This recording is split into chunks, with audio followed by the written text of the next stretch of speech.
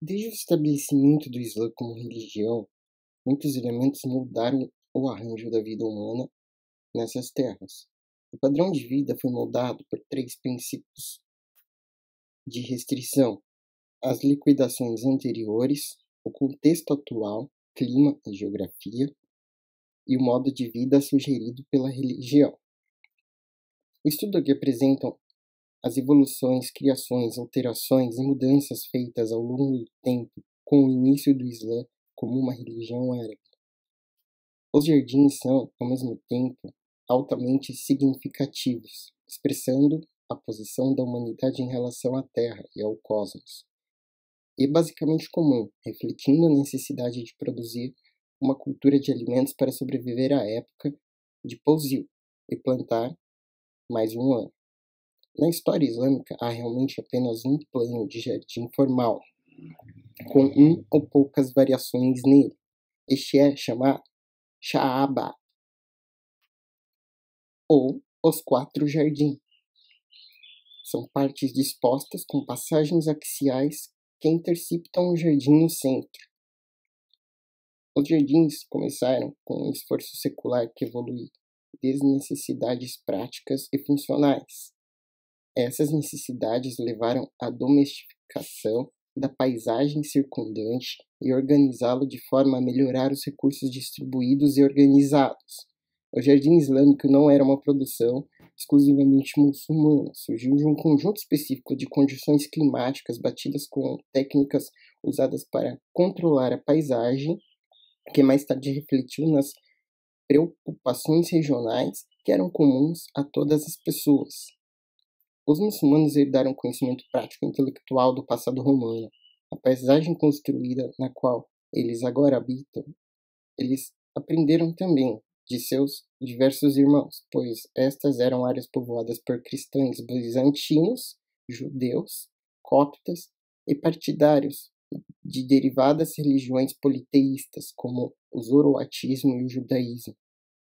Entretanto, as práticas culturais humanas mudaram com o advento do Islã. Muitos aspectos das terras em si, não para o clima de borda do Mediterrâneo, não mudou significativamente nos 200 anos. Assim, os primeiros muçulmanos poderiam construir sobre antigos conhecimentos existentes de agricultura e gestão de terras. Aqui esse estudo é uma tentativa de entender a evolução da agricultura, entretanto, jardins islâmicos através do tempo e lugares. Desde a chegada do Islã como religião, os jardins têm sido descritos como metáfora para o paraíso. Toda vez que o céu é mencionado no livro sagrado, há uma descrição de água corrente e árvores frutíferas, significando a sua importância para o homem. A recompensa por boas ações é um lugar de árvores sombreadas, água corrente, jardim com frutas doces e frutas perfumadas. Como a religião evoluiu em um clima desértico, a água se tornou o principal recurso para conservar e utilizar a melhor maneira possível. Além disso, o processo de evaporação da água e depois descendo na forma de chuva foi dada grande importância, pois marca a chegada da vegetação da maneira mais abundante. Entender a descrição do paraíso no livro sagrado e estudar as maneiras como tem sido interpretado por pessoas de todo o mundo. Os jardins são estudados a partir de casos de todo o mundo, exemplos limitados que têm sido considerado bom pelos historiadores e paisagistas são estudados para chegar a um resultado.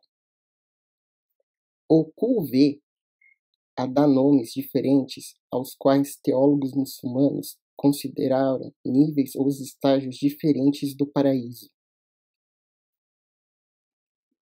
Jannatu al-Khald pode ser chamado de Jardim da Eternidade. Daru as-Salam pode ser chamado de A Morada da Paz.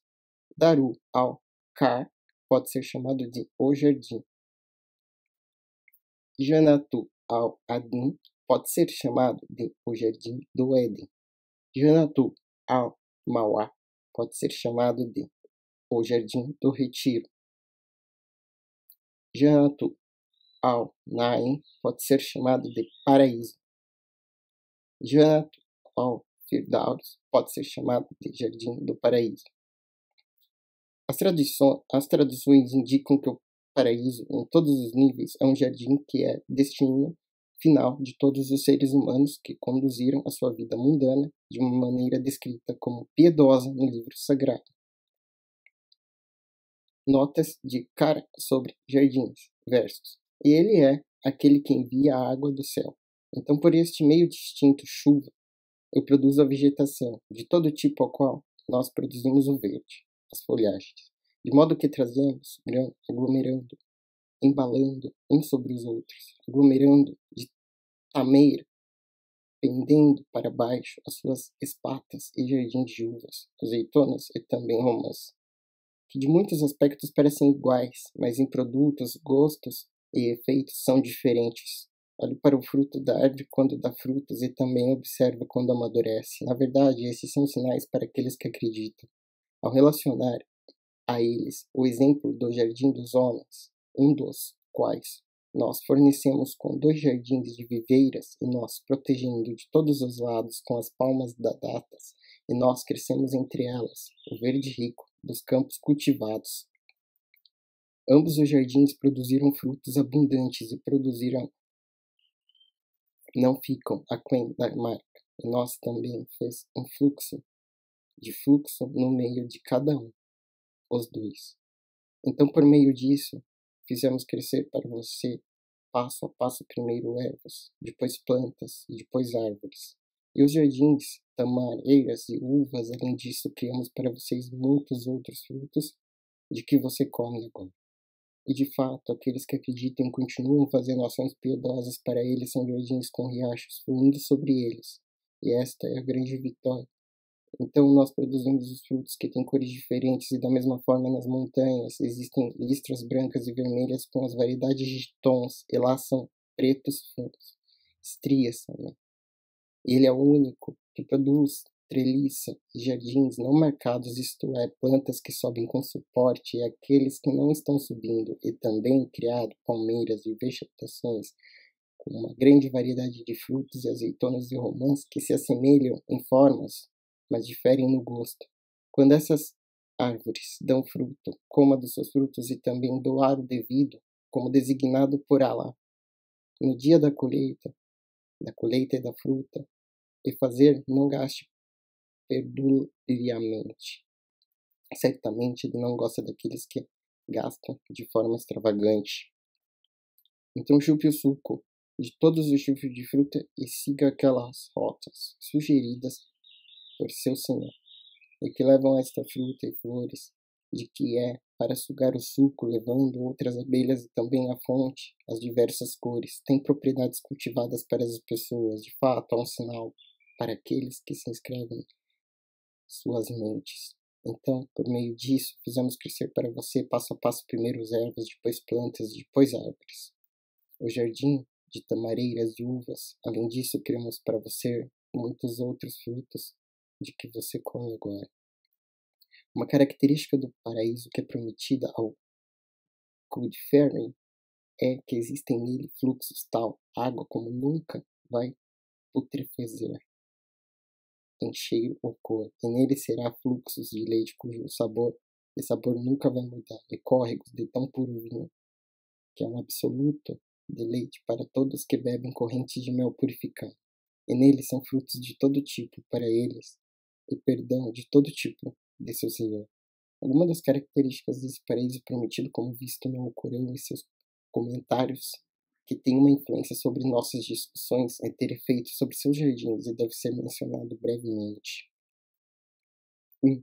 No paraíso, não há correntes e canais com margens douradas e camas de pérola e rubis, no solo lapidado que tem um cheiro mais doce do que almiscar. 2. Em uma sombra perpétua que é dominada para se mover de acordo com a vontade do homem. 3. Não há calor extremo ou frio intenso. 4. As árvores tão verdes que parecem pretas. 5. As árvores como gafanhoto sem espinhos, multa, emaranhada, palma e romã foram mencionadas.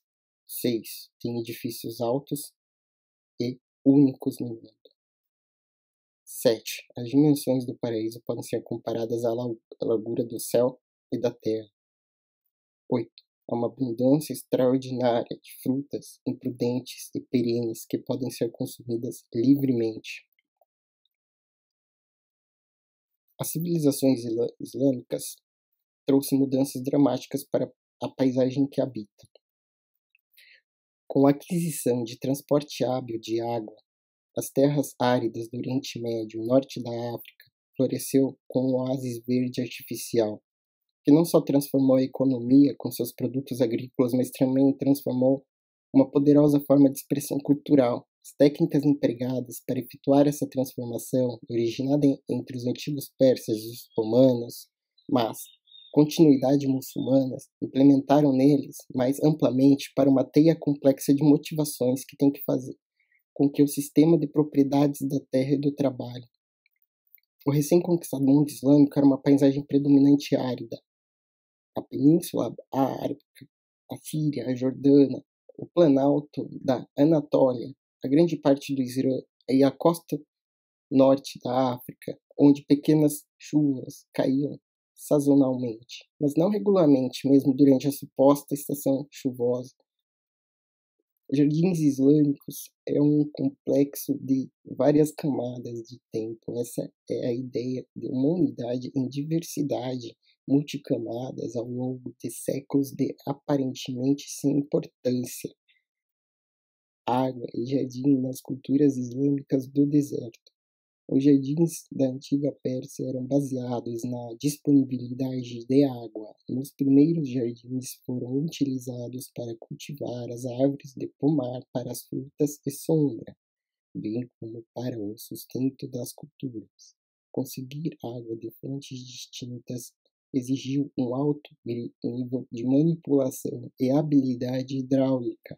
Após a chegada do Islã na Pérsia, os persas inventaram a roda da água para levar a água para a irrigação, utilizando a água do rio em rápidas boas ou às vezes avestruzes. Foi assim que os antigos jardins de Bagdá e Somarroma surgiram. Os exemplos mais antigos de um jardim no deserto foi o rei de Aquemna, Ciro o Grande, em Passargada, construído em 550 a.C., pelo menos 1000 anos antes da chegada do Islã. As Aquemênidas também fizeram cantas ao afundar um poço até o lençol freático sobre as montanhas, para criar um túnel que pode percorrer por 80 quilômetros para um assentamento desértico. Isso foi essencial no planalto do Irã, como havia muito pouca chuva, rio, água, e o lençol freático dependia de uma quantidade de água. Do derretimento da neve ocorreu os Qanats. Alimentaram a água em um reservatório que foi ligeiramente superior ao ponto mais alto do jardim. Este ajudaria no sistema de irrigação por gravidade. A água foi então colocada em múltiplos usos.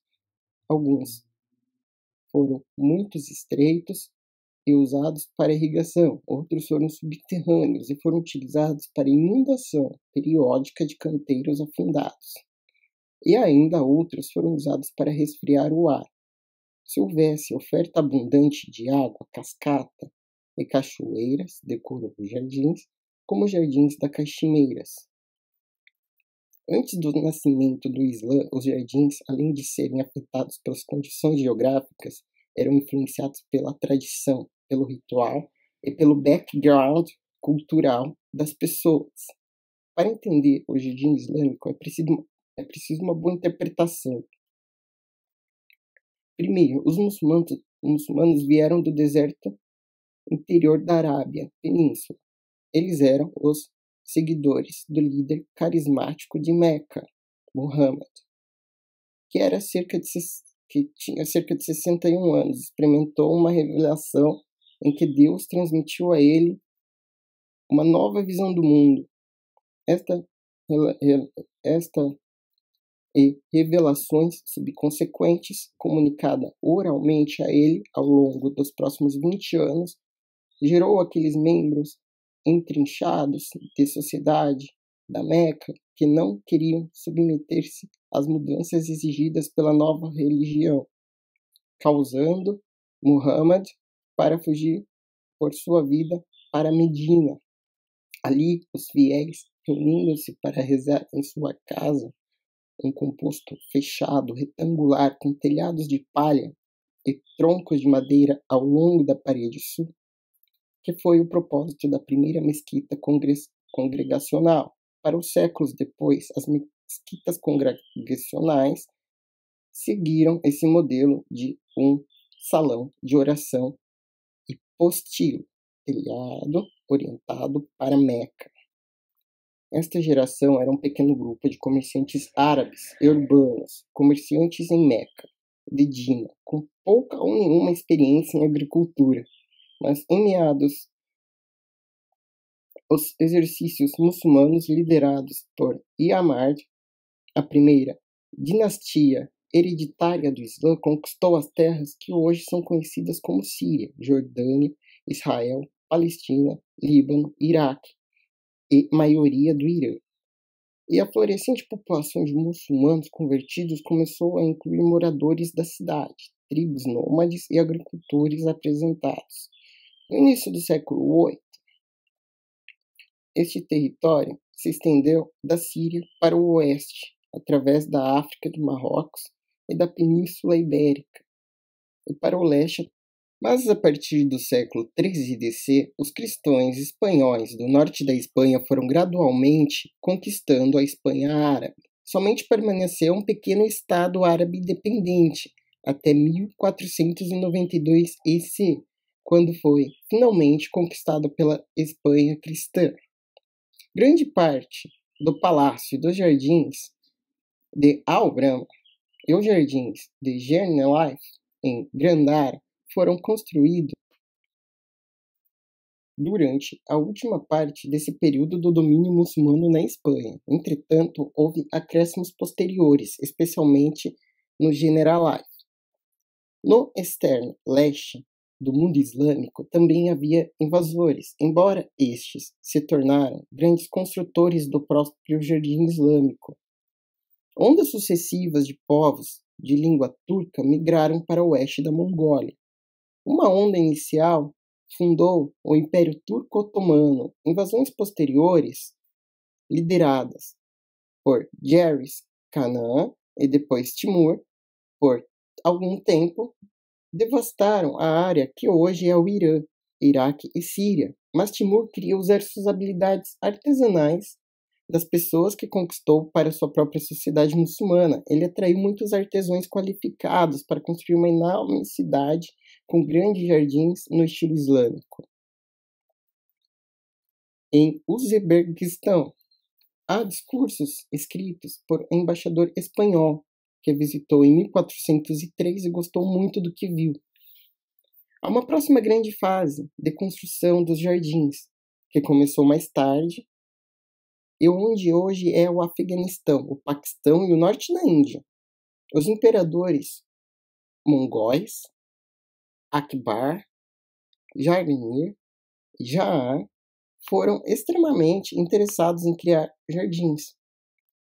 Jahangir foi mais de um construtor de jardins e botânicos do que um imperador.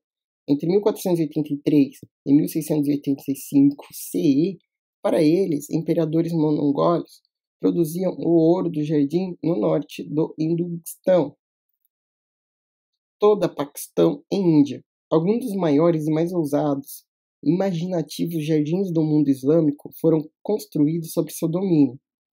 As mais famosas são os jardins de Shamlar e Lahore, no Taj Mahal. Agora foram completados pelo imperador Jahan. No meio, de acordo com Atilo Petrulho, os arqueólogos dos jardins do Islã pertencem a 3 diferentes raízes pré-islâmicas: o árabe, o persa e os turcos. 3 conceitos de natureza e, consequentemente, espaço. Nos geógrafos árabes, a excitação sobre a natureza mansa e bem ordenada, mas também sua falta de entusiasmo pelas florestas, locos amoenos, coincidem com locos ferax. Mas o prazer só é possível através do contraste, o verde. Os jardins representados pelo paraíso, o inferno, usam a areia amarela do deserto. O conceito de espaço em uma cultura evoluída do deserto é desnecessidade baseada na proteção do espaço vital. Transforma o declassamento em um sinal arquetípico de distinção, não apenas separação entre os nômades e os sedentários, entre os oásis e o deserto. Terra irrigada e árida, abrangindo por muros altos, o árabe podia apreciar os perfumes e cores do seu paraíso em prazer sensual solitário. A busca da ordem no jardim árabe é elevada ao extremo na Pérsia. Aqui a simetria abixial, embora um terceiro eixo zenital, seja sempre implícito. É o meio de atrair a Terra e o cosmos juntos, também organizado de acordo com este princípio. O layout dos elementos arquitetônicos, a organização hierárquica da decoração, símbolos, até mesmo a prática de jardinagem. Sofisticado e passivo. O Pérsia é um lugar para andar em jardins, mas olhe para eles de um ponto de vista do viajante e comerciante, Jean Chardin, excluindo a agitada cidade comercial por um recinto bem definido. A ordem geométrica simultaneamente materializada e promove o sonho e o amor. O mundo turco estabelecido nas altas planícies é inspirado pelo amplo espaço aberto das pradarias, uma paisagem para explorar em vez de contemplar. Os jardins tornam-se um local de descanso em uma interminável viagem. Seus tipos e técnicas estranhas ao mundo nômade foram importados do vizinho Irã. A diferença fundamental entre os árabes e os turcos pode ser explicada pela relação oposta entre a moradia e o jardim. A primeira baseada casa de pátio, introvertida com jardim no centro, o segundo baseado no corredor entre dois jardins, aberto em direção a eles em ambos os lados. As três culturas diferentes influenciaram de uma maneira aparentemente impossível de refazer. No período abissídico, os persas estenderam seu domínio para todo o Mediterrâneo, todos os caminhos para Gibraltar. E depois de 1453, os turcos começaram a dominar o mesmo mar. Como ainda evidenciado pela periferia de Argel e Istambul e pelas costas dálmata da República de Veneza, por outro lado, eles conheceram a cultura iraniana e, na época dos Timúridas, fundiram a concepção estática e cêntripeta do espaço iraniano, não só com espaços abertos turcos, mas também com suas dinâmicas e explorações centrífugas. Este processo ganhou ainda mais complexidade quando se fundiu com a cultura indiana, onde a natureza já é praticada como uma crença cultural. Sua época de ouro sobre o regime islâmico tornou-se um símbolo de paraíso e inspiração espiritual. Uma estética islâmica enraizada nas descrições dos jardins de paraíso na Quênia gerou uma evolução agrícola no Mediterrâneo. E encanto de vegetação e descrição de jardins do paraíso levou à compra e troca de plantas entre governantes árabes por suas hortas. A horta não era só um jardim que fornece comida, mas também beleza natural. A irrigação era essencial para a jardinagem no clima no seco norte da África e no Oriente Médio. Exceto durante as estações chuvosas, a água foi retirada de captação, bacias, rios, canais, cisternas de águas pluviais e até mesmo água tabela em si. Idealmente, a fonte de água era o ponte destino, o canal de superfície a uma bacia em terreno alto, perto do palácio. onde poderia ser liberado conforme necessário, fluindo por gravidade para o palácio e jardins. Quando a fonte de água era mais baixa que o campo, um jardim ou residência onde era para ser usado, seja uma nória, roda da água, ou charduf, o poste e alavanca, foi usado para levantar a água nos baldes. Alternativamente, algumas paisagens em canais subterrâneos poderiam tocar a água elevada na base da montanha, carregá-lo no subsolo por muitos milhares para um oásis humano de fendas e jardins. A confiança mútua na irrigação é apenas uma indicação estreita da ligação entre o jardim e a agricultura.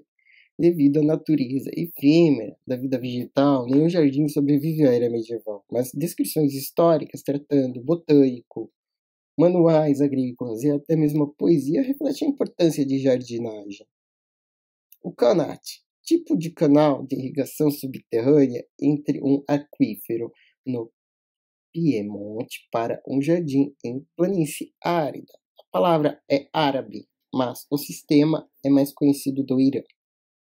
Para fazer um canat, é preciso uma fonte de água, que pode ser bem real, mas também pode ser um reservatório subterrâneo, por exemplo, uma caverna ou um lago, ou uma camada geológica como água que pode ser reconhecida como uma área úmida em uma região de outras formas áridas.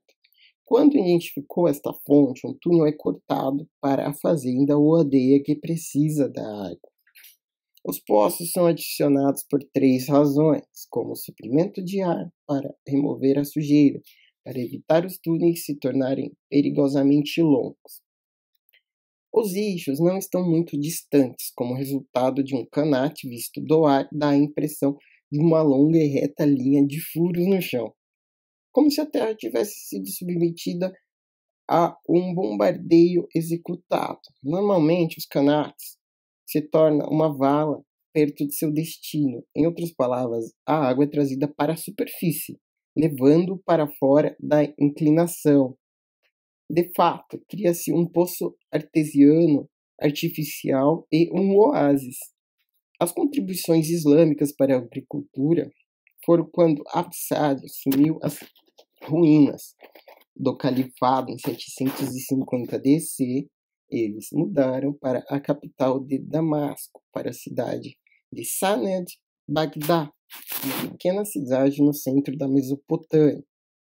O Absad Califa al-Mansur construiu uma nova capital cercada por paredes redondas. A cidade de Bagdá foi a primeira cidade circular da história. Dentre os 50 anos da população, superou as muralhas da cidade. As pessoas deram o lapso para Helo e o pai de Arshids serviço para participar no comércio. Depois que as defesas da cidade foram a atenção completa voltada como absidas alimentaram não só apenas Bagdá, mas enorme população do império. O desenvolvimento da agricultura sobre absidas ocorreu então um fenômeno. A escassez de água converteu as terras árabes estéreis em vastos desertos, que nunca havia produzido qualquer produto agrícola. A agricultura na Arábia era muito primitiva e era confinada àqueles setores onde a água estava disponível, na forma de molas Medina, como as suas nascentes e poços. Era o único ponto verde no vasto do deserto. Os absílidas lidaram com a escassez da água controlando os fluxos do rio Tigre e Eufrates. Os absílidas reconstruíram os canais existentes, lagos e reservatórios que foram construídos pela primeira vez sobre Aish bin Yusuf em 702 CE. O sistema de irrigação na terra foi assim grandemente melhorado, cavando vários novos canais, o maior dos quais fluía entre o Tigres e o Eufrates. Estes canais era Narsh Isa, o canal de Isa, e estava aberto aos navios para transporte entre a Síria e Iraque. Isso levou às rotas de navegação que se abrem para a Índia e o Golfo Pérsico. Zinat Yazar é uma cidade Platina, planejada e localizada a poucos quilômetros oeste de Córdoba. Foi fundada por Abd al-Hayyan em 936 CE, pouco depois da proclamação do califo Omeyyad al-Andalus. A cidade é composta por 3 plataformas de terraços, separados uns aos outros por muros, cercados por muros fortificados. O terraço superior continha vários edifícios para governo e administração e cerimônia real, bem como os bairros residenciais e jardins para a califa e a corte. O terraço do meio era composto principalmente de jardins com pavilhões e piscinas, pomares, enquanto os menores terraços continham congregacional, mesquita, mercados e provavelmente bairros residenciais para os militares e para os comerciantes associados ao mercado. O jardim, como poder, tem o complexo do Palácio do Jardim Alhambra, Granada. O complexo do Palácio Granada, no sudeste da Espanha, é conhecido por ser um dos mais belos exemplos da arquitetura islâmica. O nome Alhambra e o Forte Vermelho, a cidade de Granada, surgiu pela primeira vez a importância em 1012 como capital da dinastia Zíride, que estabeleceu sua base no terreno da Alhambra. Mais tarde, em 1231, a cidade era capital da dinastia Naristi sobre Banu al-Ammar, que governou a província da Andaluzia até a conquista final de Fered e Isabela em 1942, com governantes do último estado muçulmano na Espanha. Anárides foram capazes de recolher alguns dos mais capazes artesãos da península. O Jardim do Taj Mahal, um artigo famoso de Belleguei sobre o Taj Mahal, demonstra em emblemas de poder era uma obsessão diária de Magua e mostra que a equação entre formas arquitetônicas celestes próprios sempre foram vistos em termos de celebração da imagem do rei. Foi verdadeiro estímulo para qualquer empreendimento, o que não poderia ser declarado pelo muçulmano ortodoxo vigário de Deus. Foi deixado para metáfora da pedra, julgando continuamente sobre a ambiguidade entre os tronos divino, real, trono e uma variedade desenfreadas, túmulos, monumentos transformados em símbolos de glória, e pediu a colocação de jardins e pilas do que desce, para exaltar a figura do santo Demigur. Os jardins de Bek Bagu Cabo. O jardim, com terreno de 11 hectares na costa ocidental da montanha Sheraz Darab, ao sul de Cabo, foi construída pelo fundador da dinastia Mughal, Muhammad Zahir al-Din Baur. Era o seu favorito entre os 10 jardins que ele construiu em torno de Kaaba, e decretou que seria o final de um lugar de descanso. Baur foi enterrado em Agra após a sua morte e foi reenterrado no jardim de Cabul em 1455. O desenho do Jardim da Cultura Islâmica foi uma saída do caminho da vida como guiada pelo profeta, de uma forma que foi dirigida às condições existentes daquele tempo, e do Holocausto e Khelaf-A, levando em considerações os fatos como clima, topografia, geografia, geologia e sociais, como públicos e privados na vida. O design dos jardins e arquiteturas foi moldado. Aqui é para dizer, o design dos espaços evoluiu a partir de centros, matriz e leis islâmicas que estabelecem os limites do design do jardim. Mesmo que a tecnologia e a tipografia dos jardins permaneçam, o mesmo que foi praticado pelo povo anterior da Pérsia, na Árabe, mas a sua essência foi direcionada para os princípios como Goiô. Ele também evoluiu de Shagabah. Não é em si um conceito de design puramente islâmico, porque o conceito da preciosa água irrigando as terras estéreis não era desconhecido para assentamentos anteriores naquela área. Os Jardins do Paraíso poderiam ter sido projetos totalmente diferentes do Shahaba, mas foi a religião orientada que mudou a ideologia. Mas paleta os elementos de designs que permaneceu o mesmo. E lembrando aqui que Shahaba, esses 4 cantos axiais, demonstram expressamente a busca da